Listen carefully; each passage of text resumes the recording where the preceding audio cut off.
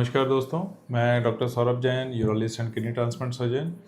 मैं professor at Gandhi medical college Bhopal. मैं अपने यूट्यूब चैनल पे आपका बहुत बहुत स्वागत करता हूं। दोस्तों, आज का जो टॉपिक है वो बहुत ही रिलेटेबल टॉपिक है। ये मैं दावे के साथ बोल सकता हूं कि ये अक्सर हम में से काफ़ी लोगों ने ये किया होगा। यानी कि हम मीटिंग में बैठे हैं, हमको यूरिन आ रही है, हमने होल्ड कर ली। हम कहीं लॉन्ग ट्रिप पे गए, यूरिन आ रही है, होल्ड कर ली। कहीं ऐसी जगह बैठे हैं, पूजा में बैठे हैं, मंदिर गए हैं, यूरिन आ रही है, हमने यूरिन को होल्ड कर लिया। अक्सर पेशेंट का सवाल होता है कि डॉक्टर साहब, क्या यूरिन बहुत देर तक होल्ड करने से मेरी किडनी को डैमेज हो सकता है? तो आज के इस वीडियो में हम इस टॉपिक को थोड़ा सा डिटेल में देखेंगे, समझेंगे कि एग्जैक्टली हमारी किडनी और ब्लैडर के बीच में क्या रिलेशन होता है और क्या यूरिन ज़्यादा देर होल्ड करने से हमारी किडनी डैमेज हो सकती है। तो आइए शुरू करते हैं। दोस्तों, सबसे पहले हम समझते हैं कि हमारी किडनी और ब्लैडर में क्या रिलेशन। तो हमारी किडनी, जैसा कि एक हम सबको पता है कि शरीर में 2 किडनीज होती हैं। ये किडनी जब से हम पैदा होते हैं तब से मरने तक 24 घंटे काम करती हैं, 7 दिन काम करती हैं, नॉन स्टॉप काम करती हैं। 1 घंटे में करीब 200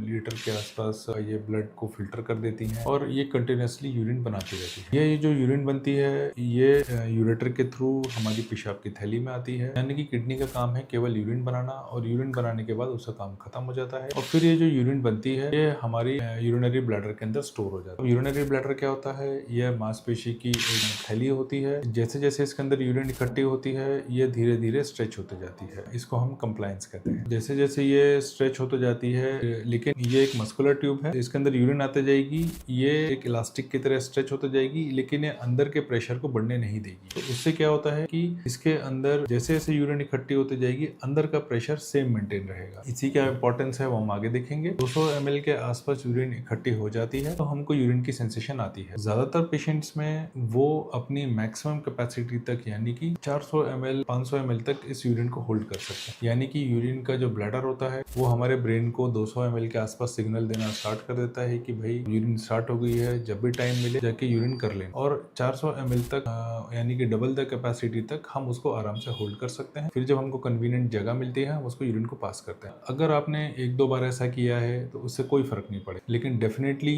अगर आपको ये हैबिट हो जाती है, स्पेशली जैसे कि कोई लॉन्ग ड्राइवर है या कोई लोको पायलट है या कोई ऐसे प्रोफेशन में है जिसको यूरिन करने के लिए बार बार अपॉर्चुनिटी नहीं मिलती है, या वो आदतन अपने यूरिन को होल्ड कर लेता है कि अभी नहीं, मैं बाद में जाऊंगा, ऐसे पेशेंट्स में फिर समस्या चालू हो जाती है। और ये समस्या क्या चालू होती है इसको हम एक एक करके देखेंगे। सबसे पहला रिस्क है इन्फेक्शन का।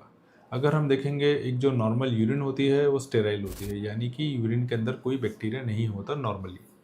लेकिन अगर हम इस यूरिन को बहुत देर तक होल्ड करें तो क्या होता है, बहुत देर तक होल्ड करने से इसके अंदर बैक्टीरियल ग्रोथ का चांसेस बढ़ जाते हैं, स्पेशली फीमेल्स के अंदर।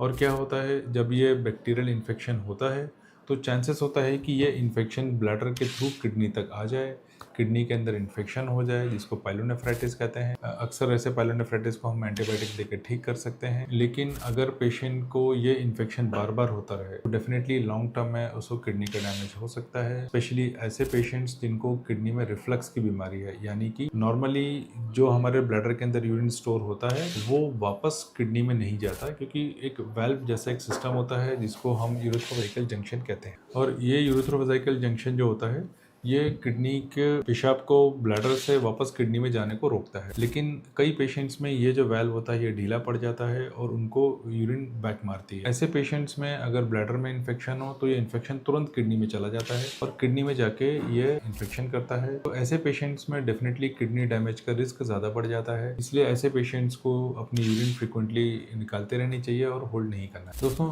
दूसरा रिस्क जो होता है बहुत देर तक, बहुत लंबे समय तक यूरिन होल्ड करने का, वो होता है ब्लैडर कमजोर हो जाता है। जैसा मैंने आपको शुरू में बताया था कि ब्लैडर जो होता है एक मांसपेशी की ट्यूब होता है, थैली होती है, और ये यूरिन जब इकट्ठा होता है तो स्ट्रेच होता है, जब यूरिन पास कर लेता है ये कोलैप्स हो जाता है, सिकुड़ जाता है और मांसपेशी वापस रिलैक्स पोजीशन में आ जाती है। लेकिन आप इमेजिन करिए कि बहुत समय तक अगर आप यूरिन होल्ड करने की हैबिट में है और ये ब्लैडर कंटिन्यूसली स्ट्रेच्ड कंडीशन में है, इसको रिलैक्स करने का टाइम नहीं मिल रहा, तो क्या होगा, over a period of time धीरे धीरे ये ब्लैडर की जो मांसपेशियां हैं ये धीरे धीरे कमजोर होने लगेगी लगेंगी और जब यूरिन बाहर निकालने का समय आएगा तो ये उतना इफेक्टिवली इसको पुश नहीं कर पाएंगी यूरिन को बाहर की तरफ। तो क्या होगा, इसने बस हल्का सा जोर लगाया, इस हल्के से जोर से जितना यूरिन बाहर निकल गया, बाकी का यूरिन अंदर इकट्ठा हो जाएगा। Over a period of time ये धीरे धीरे ये यूरिन की क्वांटिटी बढ़ते जाएगी और अल्टीमेटली फिर से इन्फेक्शन होना, ब्लैडर और कमज़ोर होता जाना और किडनी के ऊपर इफेक्ट आना चालू हो जाएगा। दोस्तों तीसरा रिस्क होता है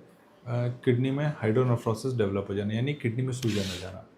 अब अगर हम देखेंगे, सपोज़ अगर आपके ये जो ब्लैडर है, और जैसा मैंने आपको शुरू में बताया था कि ये ब्लैडर जैसे जैसे यूरिन इकट्ठी होती जाती है ये डिस्टेंट होता जाता है, फैलता जाता है और ये अपने अंदर के प्रेशर को मेंटेन कर लेता है। लेकिन एक लेवल ऐसा आएगा जब इसका प्रेशर जो है वो और यूरिन इकट्ठा होने से इसके अंदर का प्रेशर बढ़ जाएगा। अब जो यूरिन किडनी से नीचे आ रही है उसको नीचे एक हायर प्रेशर सिस्टम को झेलना पड़ेगा, जिसके कारण ऊपर से यूरिन जो नीचे आ रही है वो नीचे प्रॉपर्ली नहीं आ पाएगी। और अगर ये प्रेशर और ज़्यादा बढ़ जाए तो नीचे का यूरिन नीचे प्रेशर होने के कारण ब्लैडर से वो किडनी की तरफ वापस जाने लगता है, जिससे कारण किडनी सूजने लगती है।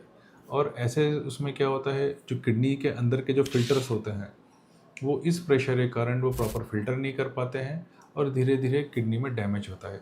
ये चीज़ हम प्रोस्टेट के पेशेंट्स में काफ़ी देखते हैं और उन पेशेंट्स के अंदर भी देखते हैं जिनको अपनी यूरिन बहुत देर तक होल्ड करने की हैबिट रहती है। हाइड्रोनेफ्रोसिस के बाद के थ्रू भी ये किडनी को डैमेज हो सकता है। दोस्तों अगर हम मोटा मोटा बात करें तो 1 या 2 बार या ओकेशनली यूरिन होल्ड करने से किडनी में कोई डैमेज नहीं होगा, लेकिन अगर ये हैबिचुअल है, ये हमारी हैबिट में आ गया है, स्पेशली ड्राइवर्स हैं, टीचर्स हैं, डॉक्टर्स हैं जो बहुत लंबे ऑपरेशन करते हैं, यूरिन को होल्ड कर लेते हैं, या स्टूडेंट्स होते हैं जो क्लासरूम में बैठे हुए हैं, उनको बाहर टॉयलेट करने की परमिशन नहीं मिल रही है। ऐसे पेशेंट्स में over a period of time धीरे धीरे पेशाब की थैली कमज़ोर हो जाती है, उनको बार बार इन्फेक्शन फेस करना पड़ता है और कुछ पेशेंट्स में धीरे धीरे किडनी डैमेज हो जाती है। तो आई होप दोस्तों आपको ये वीडियो, इस क्वेश्चन को समझने में आपके लिए वीडियो हेल्पफुल रहा होगा। आपको ये वीडियो अच्छा लगा तो इसको लाइक करें, चैनल को सब्सक्राइब करें और अपने उन लोगों के साथ शेयर करिए जिनको यूरिन होल्ड करने की शिकायत है या जिनके